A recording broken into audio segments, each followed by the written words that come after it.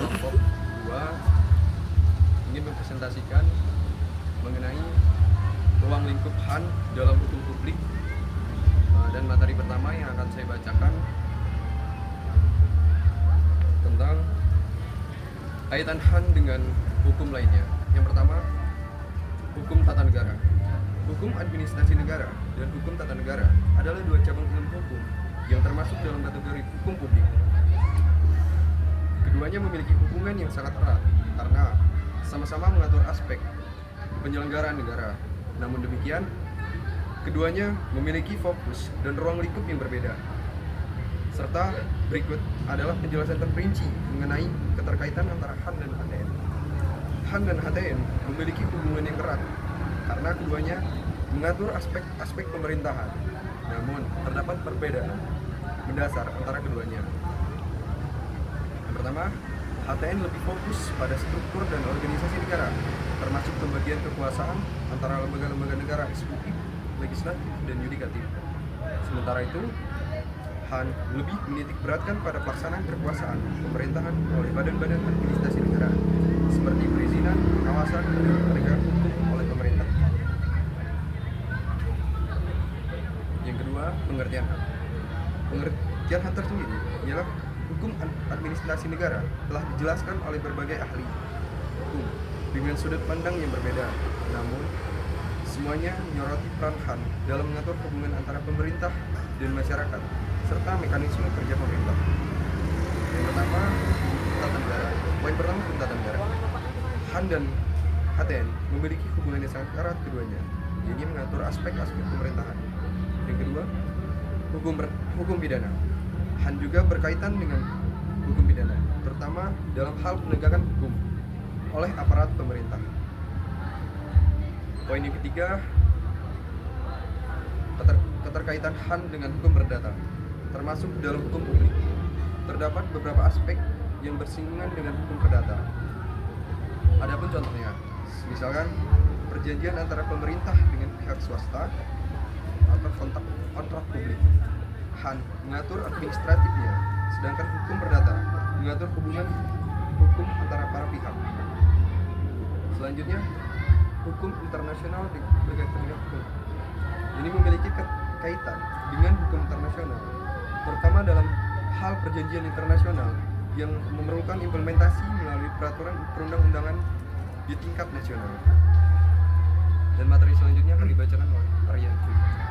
Berikutnya ada sumber hukum formal.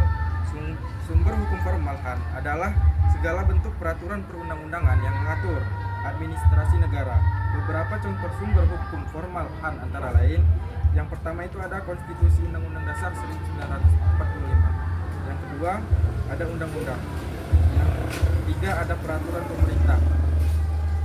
Yang keempat ada peraturan presiden atau Perpres. Yang terakhir peraturan daerah atau Perda. HAN mulai berkembang sebagai bagian dari hukum publik yang mengatur hubungan antara pemerintah dan warga negara. Pada abad ke-19 di negara-negara seperti Prancis, Jerman,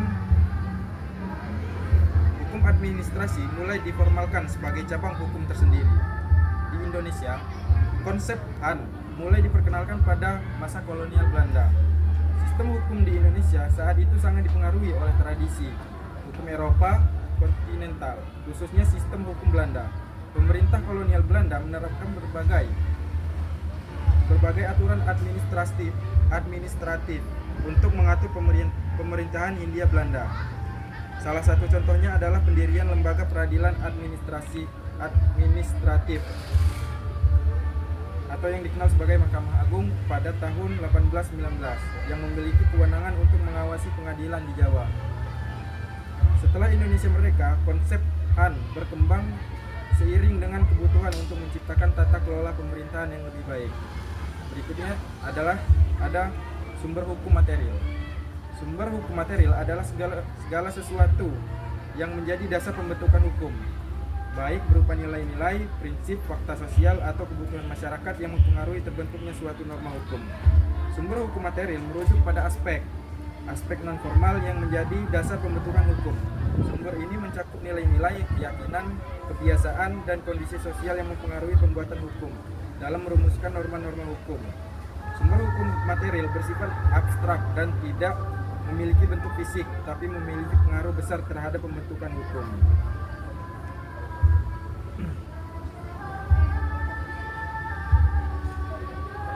Berikutnya ada peran sumber hukum material dalam pembentukan hukum. Sumber hukum material memiliki peran penting dalam pembentukan hukum, antara lain memberikan dasar filosofis. Sumber hukum material memberikan dasar filosofis dan nilai-nilai yang mendasari pembentukan hukum. Berikutnya merespons kebutuhan masyarakat. Hukum dibentuk untuk merespons kebutuhan dan masalah yang muncul dalam masyarakat. Berikutnya mencerminkan perkembangan zaman. Sumber hukum material memastikan bahwa hukum tetap relevan dengan perkembangan sosial, ekonomi, dan teknologi. Kesimpulannya, hukum administrasi negara atau yang lebih dikenal HAN merupakan bagian dari hukum publik karena mengatur hubungan antara pemerintah dan warga negara. HAN juga mengatur cara pemerintah melaksanakan tugasnya. Kedudukan HAN dalam sistem hukum nasional. HAN merupakan subsistem hukum nasional. HAN terletak di antara hukum pidana dan hukum perdata. HAN sangat erat hubungannya dengan hukum tata negara. Sekian